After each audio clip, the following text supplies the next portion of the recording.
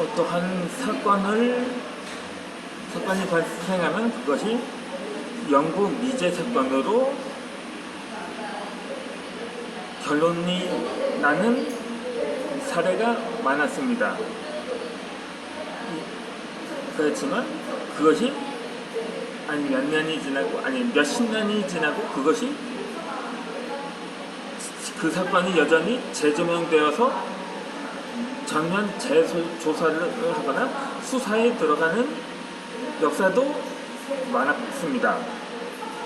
최근에 또 한 사건이 발생한 지 한 두 달 이상 되었으면서 여전히 무중인 채 진전을 보이지 못하고 있는 사건이 있는데 바로 손정민군 한강 실종 사건이 그것입니다. 물론 그가 사망한 채 발견이 되었는데 그 사망한 경위에 대해서 여전히 조사 중인데 아직까지 결론이 나지 않고 있는 거죠. 그러다 보니까 그 친구가 범인이거나 그 가족들이 범인이거나 별의별 추측이 난무하고 있는 상황인 거죠.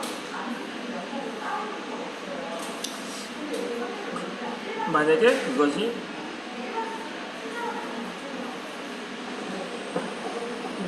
사실이라고 추정을 하고 그 사람을 용의자로 지목을 한다면 자칫 무고한 사람이 억울하게 옥살이를 할 수가 있기 때문에 신중을 할 필요가 있다는 거죠. 그러니까 이 화성 연쇄살인 사건의 경우도 이 엉뚱한 사람이 범인을 보려 20년간 옥살이를 한 전례가 있었던 것처럼 말입니다. 그런데 아직까지도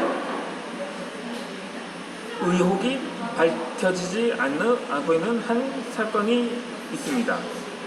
물론 그것도 사망 사건이긴 한데 자살로 결론이 난 사건이거든요. 이 바로 삼성과 이재찬 세한그룹 회장의 투신 자살을 사건이 일어난 지가 10년이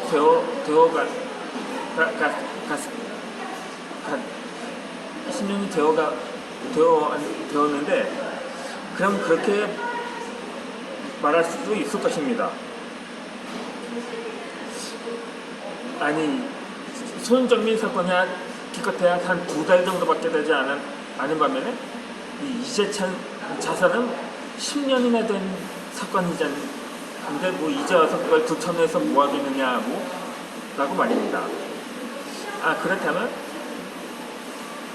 가수 김광석 씨 자살 사건은 무려 20년이 지났는데도 누군가의 끈질긴 의혹 제기로 인해서 그것이 20년이 지나서야 그 재수사에 들어간 적이 있거든요. 그런데 현 정부 들어서 초기에 그 사건에 대해서 재수사를 한 적이 있는데 그런데 그것이 김광석 역시 자살이 아닌 타살이라는 의혹이 제기되었던 거죠. 그러다 보니까 그의 아내가 용의자로 지목돼서 조사를 받기도 했는데 무혐의로 결론이 났던 거죠.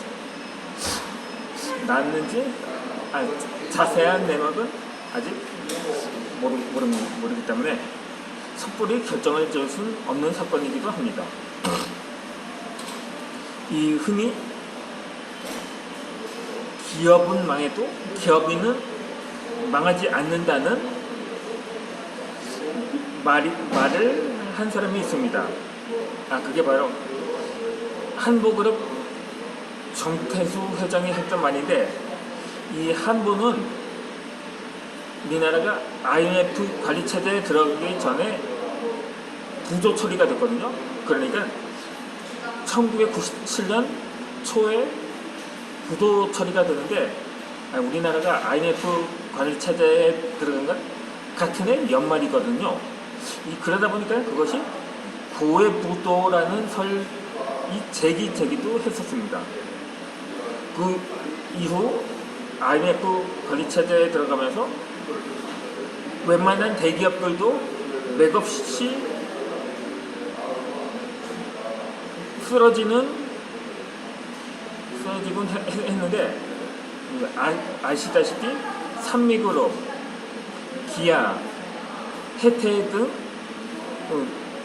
내놓으라 하는 대기업들도 사라지거나 아니면 대우는 워크아웃에 들어갔죠.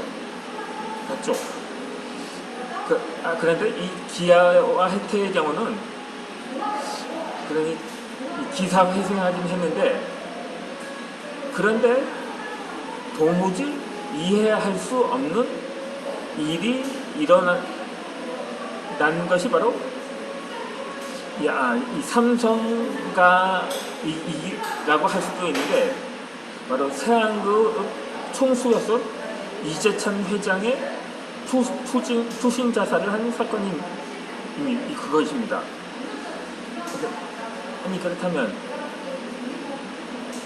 물론 이 삼미그룹도 대기업이긴 한데, 그 부회장은 호텔 웨이터로 활동을 하기도 했고, 나머지는 정계에 진출하거나 기업을 매각하거나 우량기업들한테 인수합병되면서 그런대로 명맥을 유지하고 해왔던 거죠. 더군다나 IMF 관리체제로 인한 그 고금리로 웬만한 상류층들은 오히려 더 소득이 증가했다고 합니다. 그래서 더 이해가 가지 않는 건데, 아무리 그 세한그룹이 2000년도에 부도 처리가 되었거든요. 원래 이 세한은 삼성에서 분리된 기업이기도 합니다. 원래 그의 부친인 이창희 그때 제일합성이라는 기업체를 그냥 이어받은 게 아니고 그 계열사를 받았던 거죠. 원래 거의 청년 시절이라고도 할 수 있는데, 그때 당시 한창 사카린 밀수 사건이 불거지면서 우리가 유명한 김두한 의원의 똥물 수척 사건이 이에 대한 항해성 차원에서 발생한 사건으로도 유명했죠. 그 이후로 장남과 장남이 이men이 현 CJ그룹 이재현 회장의 부친이죠. 그 차남 이 두 사람은 경영 일선에서 물러나게 된다는 조치를 받게 됩니다. 그렇게 해서 그러다 이병철 회장이 타계한 뒤 6년 뒤에 이창희 회장도 백혈병으로 사망을 하게 됩니다. 그런데 그 이후 이문점이 무엇이냐면, 그 이병철 회장의 아내가 일본 여성이었다가 어떻게 다살까지 한국 여성과 재혼을 한 건지, 또 가정사도 또 복잡하거든요. 그런데 이창희 회장의 아내도 일본 여성이라고 합니다. 그런데 그 이창희 회장이 타계할 당시는 우리나라와 일본 관계는 그야말로 최악이었거든요. 그러니까 지금 한일 관계에 거의 뭐 버금갔다고 볼 수가 있었던 거죠.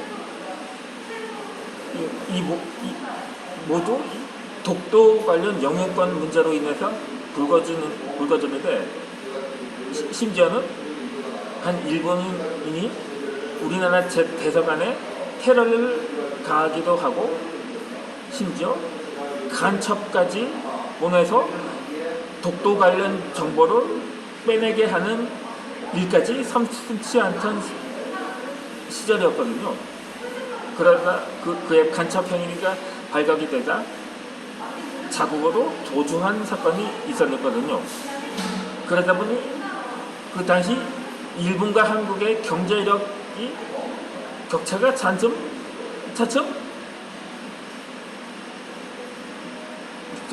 줄어들기 시작한 무렵이기도 합니다. 그래도 그 이창희 회장의 아내가 그래도 일본인의 피가 흐르고 있었기 때문에 어느 정도 국수주의적인 심리가 있지 않았나 판단이 되기도 하거든요. 그래서 그 일본인 아내가 남편을 독살한 것이 아닌가 하는 추측도 배제할 수가 없는 거죠. 아니 그렇다 보니까 아무리 그래도 IMF로 파산을 했었어도 삼성이 일가 친척 아니니까 몇 조 원의 자산을 보유하고 있었음에도 근데 삼성이 도와주지 않은 이유가 삼성도 도와줄 상품이 되지 않았다고 하는데 그것도 말이 안 되는 게 그렇다면 최소한의 생계비마저 지원할 용의조차 없었을까 하는 의문이 들 수밖에 없는 거거든요. 이창희 회장 수라의 세 아들이 있었는데 재관, 재찬, 재원 그렇게 모두 세원그룹 각각 회장과 부회장, 상무로 일을 했었는데 그 삼형제 모두가 그러니까 이재천 회장이 투신 자사로 생을 마감했고 나머지 이재관은 뭐 폐인이 돼서 노숙자가 됐다는 얘기가 있고 이재원 상무는 굶어 죽었다는 설까지 제기되고 있는 상황인 거죠. 그렇다면 그 당시 정부는 뭐하고 있었을까요? 아무리 그래도 거의 아사 직전 상태여서 결국 극단적인 선택을 했다는 이재찬 회장의 사인에 대해서도 충분히 전면 재조사해야 할 필요성이 있는 거죠. 지금 뭐 아무리 삼성을 파헤치고 있으면서 가장 핵심적인 것은 그냥 묻어두는 것도 조금 많은 사람들이 그렇거든요.